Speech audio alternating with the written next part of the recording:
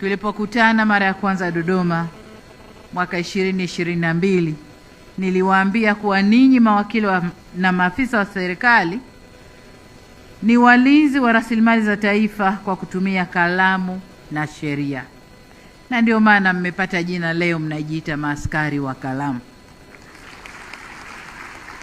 Na mimi nataka nilisisitize hilo, kwamba kalamu ya mwanasheria wa serikali, mwanasheria yoyote actually, ikitumika vizuri inaweza kuzuia hasara kabla haijatokea.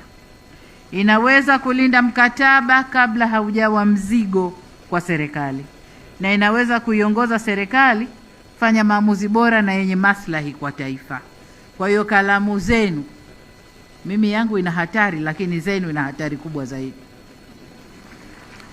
Kalamu yangu mimi hatari yake ni kusaini mtu kunyongwa, na sijawahi kufanya.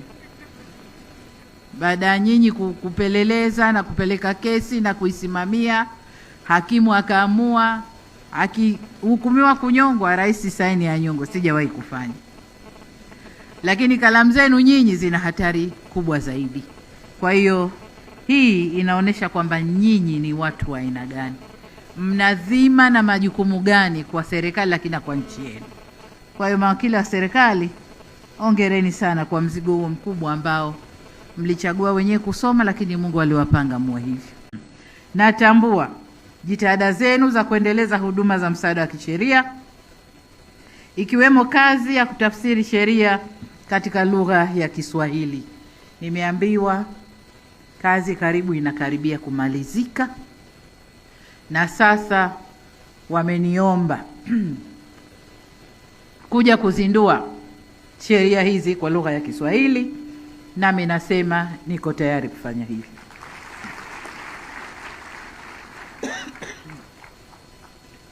Hatua hii mlioichukua ni muhimu na ya kupongezwa, kwani mwananchi anapoielewa sheria anaelewa haki zake, wajibu wake, mipaka ya uhuru wake na mipaka ya mamlaka ya serikali.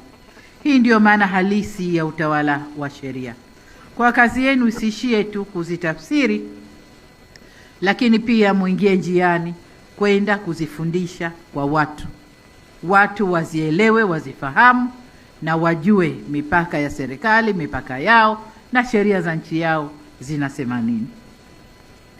Kwa hiyo ni matumaini yangu kuwa hatua hizi zote mlizozichukua zitakuwa chachu ya kuongeza ubora, ufanisi, nidhamu na weledi katika kutoa huduma za kisheria ndani ya serikali na kwa wananchi kwa ujumla.